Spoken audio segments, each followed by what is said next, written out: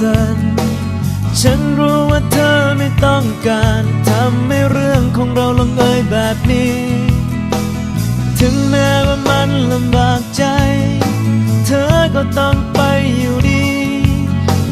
รีบเช็ดน้ำตาที่เธอมีคิดเสียว่าจะเจอคนดีกว่าฉันอย่าคิดกังวลอะไรเดินไปตาม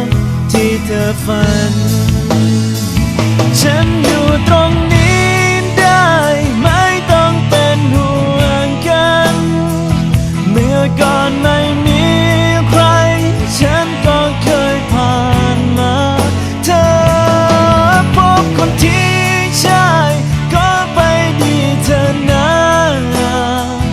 อาจเจ็บอีกนานแต่ว่าฉันคงไม่เป็นไรเคยมีตัวค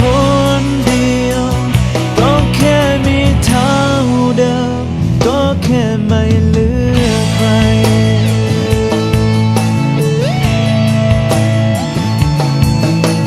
คนเราจะมีสักกี่ครั้ง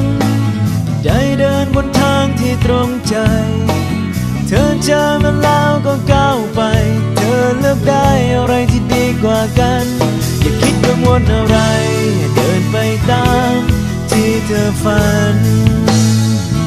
ฉันอยู่ตรงนี้ได้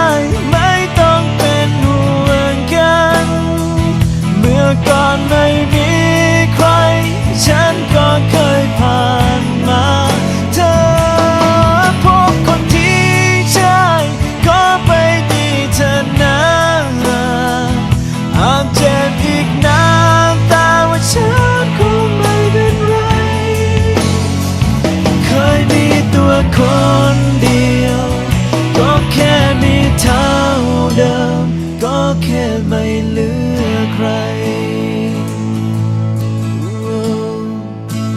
เปลี่ยนใจเธอไม่ได้ไม่ฝืนใจกันก็ทิ้งกันไปอาจทำใจได้ยากคงไม่เป็นไรแค่เสียเธอไป